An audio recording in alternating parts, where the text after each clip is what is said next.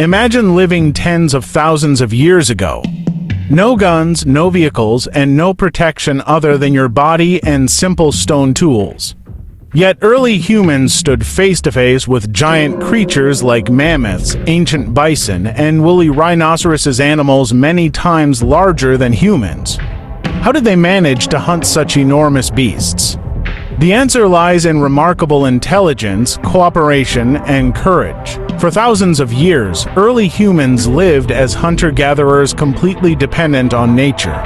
They hunted to eat, to survive, and to keep their groups alive. But hunting giant animals was no simple task. A mammoth could crush bones with a kick, an ancient bison could charge as fast as a storm, and a woolly rhinoceros could impale a human instantly. Without strategy, none of this was possible. The first step in hunting large creatures always began with observation. Early humans followed huge footprints in the wet soil, watched the direction of the wind, and observed herd behavior from afar. They learned when the giant animals drank, when they gathered, and when they were most vulnerable. This knowledge was passed down through generations, forming the foundation of increasingly sophisticated hunting strategies. When the moment came to strike, early humans never acted alone. They worked in large groups, sometimes made up of dozens of hunters. Some distracted the animal, while others waited in strategic positions to throw spears or block escape paths. Cooperation was their greatest weapon, stronger than any muscle or tool they possessed at the time. One of the most famous techniques was driving large animals toward cliffs or ravines. With shouting, small fires, and rapid movement, they caused the animal to panic and forced it to run in the intended direction. When the animal fell, they finished it off with sharp spears. This technique was highly effective and used by early human groups around the world. But there was another technique equally dangerous: hunting by exhausting the prey. Large creatures were strong but had poor stamina. Early humans chased them for hours, even days, until the animal ran out of energy and slowed down. This is called persistence hunting, and humans are uniquely capable of it because our bodies can sweat and stay cool during long-distance running. When the giant animal finally fell, early humans immediately worked together to butcher it, collect fat, separate bones, and carry everything back to camp.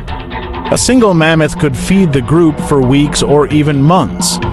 Bones became tools, hides became clothing and shelters, and tusks became special equipment. Nothing was wasted. Archaeological evidence shows that several mammoth kill sites have been found in Europe, Siberia, and even the Americas. At these sites, hundreds of mammoth bones, stone spears, and early human footprints reveal that hunting giant animals was a vital part of their lives. There is even evidence that early humans built houses from mammoth bones. Hunting giant creatures was not just about food, it was a milestone in human civilization. It trained early humans to think ahead, to cooperate in large groups, and to develop increasingly effective tools.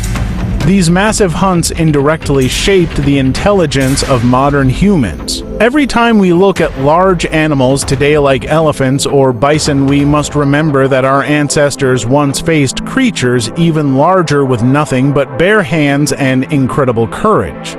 From these hunts, humans learned to cooperate, plan, and overcome challenges that seemed impossible. Every step taken by early humans across vast open plains was a gamble between life and death.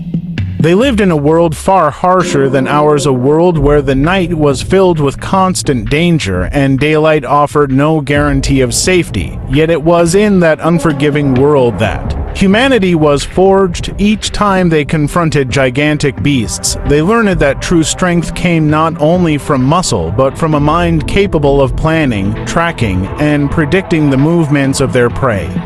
Without complex language or advanced tools, they relied on signals, glances, and instinctive understanding to act as one unit.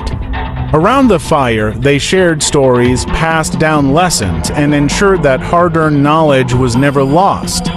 Through this long process, collective intelligence was born, becoming the foundation upon which all human civilization would one day stand. They shared stories, passed down lessons, and ensured that hard-earned knowledge was never lost.